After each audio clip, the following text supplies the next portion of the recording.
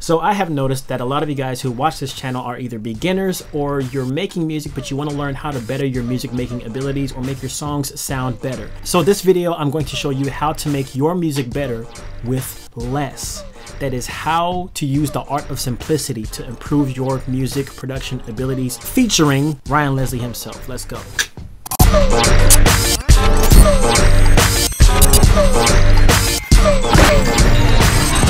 What is up, everybody? I am Legend and welcome to the next episode of Sound Architect, and I'm here to tell you how to improve your songs, make them sound better using a very simple minimalistic approach. And in most of this video I'm going to be talking about and referencing a producer, singer, songwriter that I have been inspired by, Ryan Leslie. I'm screaming murder to my competition.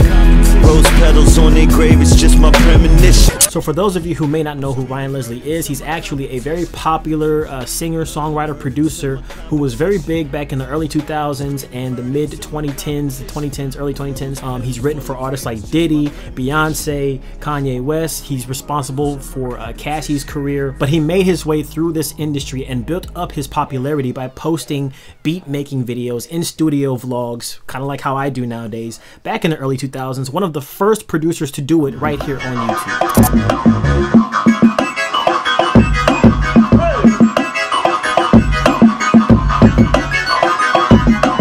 Now, one thing that you'll notice in these videos, if you go ahead and check those out, or if you have seen them before, is he has a very minimalistic, simplistic approach to how he produces his songs. It has the most basic chord progressions or the most basic bass lines or drum patterns that you can find in music, but the way that he builds around these basic ideas is what creates the grandiose feel that is the songs that he creates.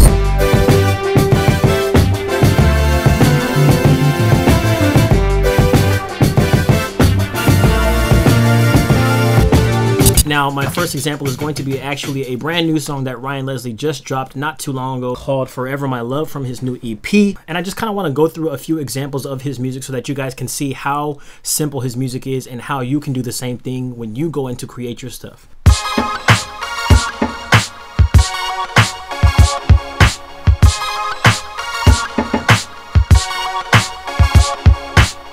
So immediately right off the bat, I, as a musician, can tell that he is playing 4 chords the entire song. What you hear right now is basically the rest of the song with a few additions that add those intricate changes that I always talk about that keeps the listener engaged with the song so it's not super repetitive. The whole song is just this.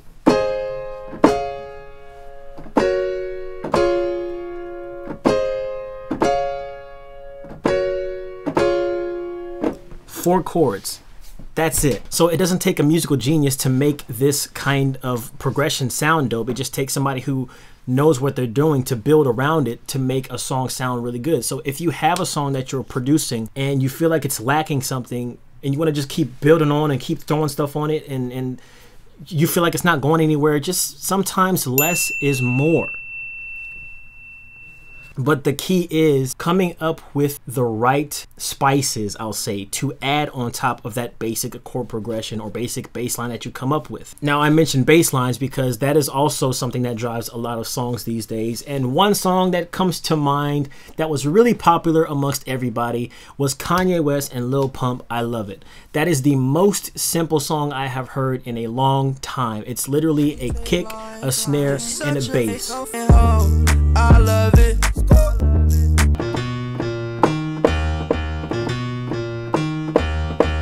That's it. That is it. But the simpler the song, the more chance it has at becoming a catchy song, a memorable song. Now, this isn't always a good thing because there are very simple songs that are repetitive and annoying and people don't like them. Some people do like them, but most people don't. So little to pay attention to that it's easy to remember. Prime examples of how minimalistic approaches to music can drive crazy results, crazy fandoms, I'll say. I don't know. So I wanted to bring that up because I wanted to just talk about the different ways that you can create a very simple song, and that is to either go with just a plain old bass line like Kanye West did with I Love It, or to go with a very simple chord progression like Ryan Leslie does in pretty much all of his stuff. Now, there is a video where he does come up with the bass line and he just bases the entire song off of just that one bass line, and I'll show you that right now.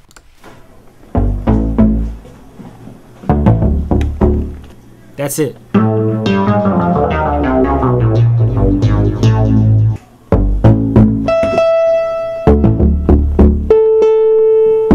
So you see how he accents that bass line, that low, heavy bottom bass with a nice high-pitched synth to kind of counteract that super low end. So it gives it that little extra little boop spice that it needs. That is what I'm talking about. He has mastered this sound to a near perfection, and I don't care who hates on this guy. Ryan Leslie is a genius when it comes to making simple sound big.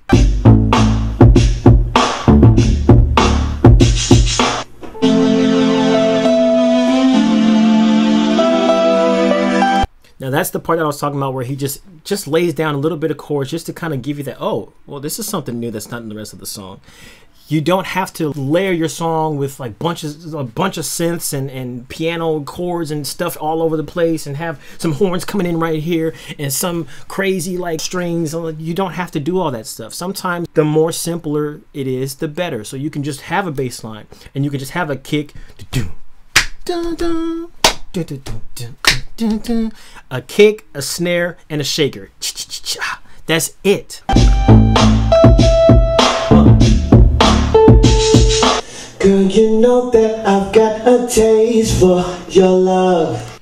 Now here is another element that will further kind of make your simple songs sound even better. It's all about the songwriting. If you are a musician, if you're a producer who also writes the songs, or if you're sending these songs to an artist who will write to them, sometimes your production is not completed until it has that vocal backing, that vocal element to it to complete the entire sound. But there are other times where the music alone can stand by itself and hold its own ground, and then my vocals along with that create an even better song. So listen to this. Girl, you know that I've got a taste for your love, 'cause I want it tonight. That's it. That's it. See, it's just,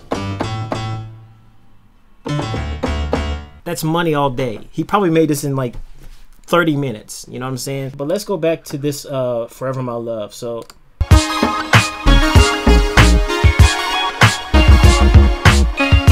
and you notice here the drum programming is almost the same as it was on Taste for My Love. Now I noticed this with Ryan Leslie's production, studying these videos, is there's a few songs that sound like exactly the same, but it is the vocal production that goes with those songs that makes them completely different, and you wouldn't never be able to tell that they sound the same until you play them side by side, one after another.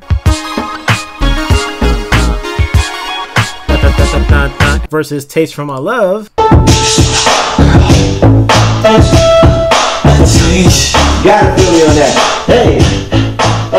So it's very similar, like, but nobody cares because both songs sound really dope, and the way that he approached it vocally made it different. So this song, Thankful. And I just wanna stand thankful. I just wanna stand thankful.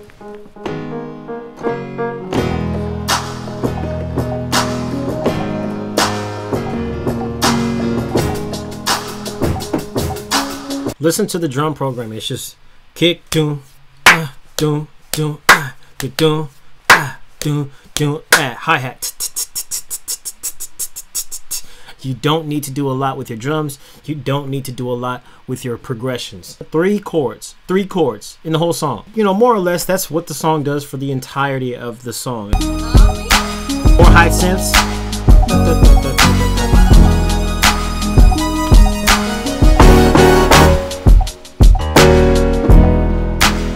And notice this is something that Ryan Leslie also is very good at doing. He's good at throwing in like some random curveball at the end of a phrase to kind of keep you guessing, because not only do you have to keep the audience guessing by throwing in those intricate changes that I always talk about, sometimes you got to change the chord progression or just add a break in there. And then go back to your normal loop. I think what I'll do is I'm just going to like make something right here just to prove how simple it is to make a very simplistic song, is I'm going to start something from scratch. So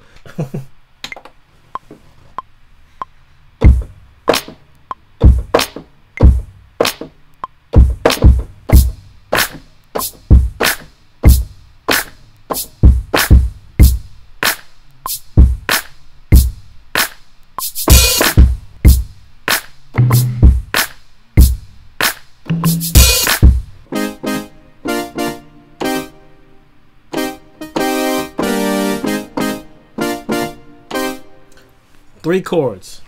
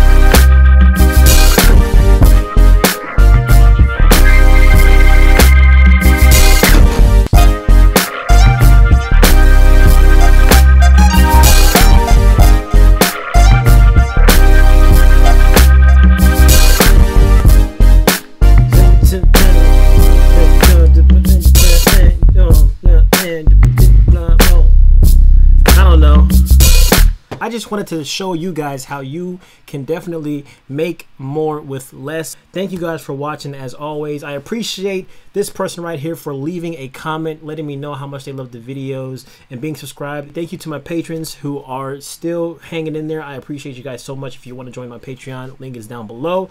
As always, guys, be legendary, and I'll see you in the next episode of Sound Architect. Let's go.